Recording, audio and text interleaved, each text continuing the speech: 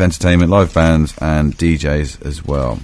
Right, I'm joined by Mark Eade, Mr. Mark Eade. Hi, Jeff. I just bumped into Bernie McDonald, actually. Bernice. She's up and early as well, is she? She's up and about, yeah. Amazing, isn't it? She looked fresh. Much fresher than you or I would guess. Not that you look, not that you don't look fresh, Jeff, but myself, this is 9:30 is still a bit early. It's a bit early for you, isn't it? A little bit early. But what time do you normally wake up in the mornings? I'm sort of waking up about now, but not sort of getting out of the house this early. But it depends. Depends what I did the night before, I guess. It's quite nice walking through town when it's there's nice, hardly anybody there. Yeah, a little bit of light. It's one of my favourite parts of the day. It is actually, and it makes the day. You get the whole day, which is good. So you can get things done. I think you should, do it more regularly. Yeah, you reckon? Yeah. All right. I'll try and be convinced. So for those who don't know, Mark has got a show on Reverb called What's the Word? What's the Word? So reality, whatever. What's the official title of it? I think it was What's the Word, because we used to do one back in East London. Oops, dear, that's somebody listening to the show. Texting us. I should put that away. Brilliant. We used to do a programme in East London called What's the Word, my friend Chris Heath, and I sort of borrowed the title when I came down here, but because I'm sort of connected with the Soul Reality Collective, I noticed that the listings are calling us Soul Reality, which is fine by me.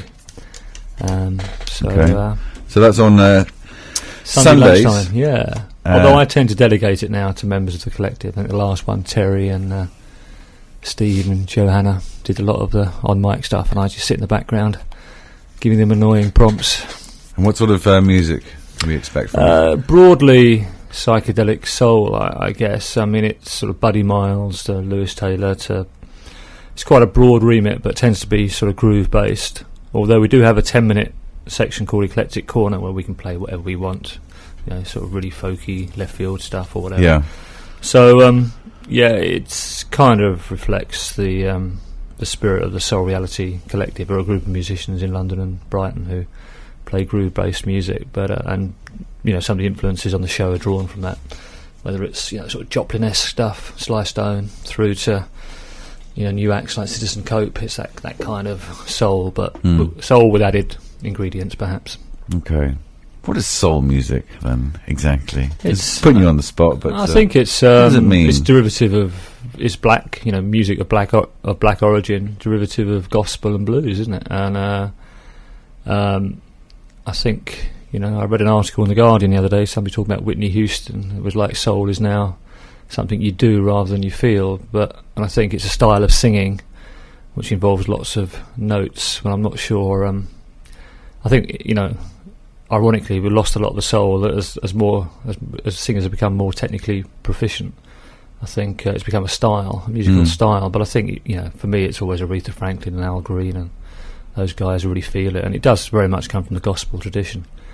I mean, talking of which, you and I saw a fantastic gig the other night with a band called Phantom Limb, whose main influences, for me, were very country, a little bit of gospel, but the singer had a particularly kind of black R&B voice, and it was a really interesting juxtaposition between white country music, because I think country music was a white version of blues and soul, and with the black blues and soul, and they kind of put it all together, and they were just amazing. I thought it was just a revelation how they put that together, and they're just a great band.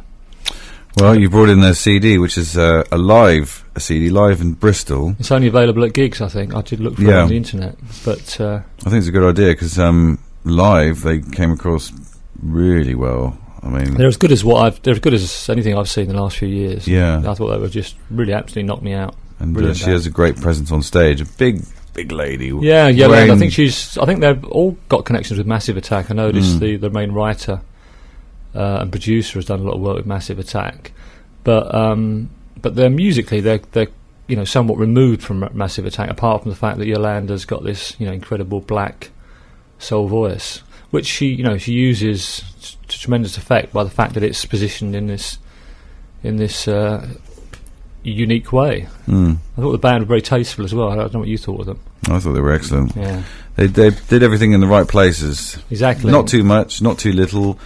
quite, there was the odd solo, big sort of. Use dynamics and stuff. Yeah, very, very dynamic and really quite proficient musicians. Not amazing, but very, very proficient. And they all had something to offer, I thought. Yeah, very tasteful. So, what was the track you wanted to play? It's a lot. Let's have a quick look at the box. I'm terrible with titles. I've only just got this the other day. It's a long one. It's Waiting Around to Fall. If we've got time for it, I'd really recommend it because it sort of kind of sums up what Phantom Limb are about for me. Okay, this is Phantom Limb and Waiting Around to Fall.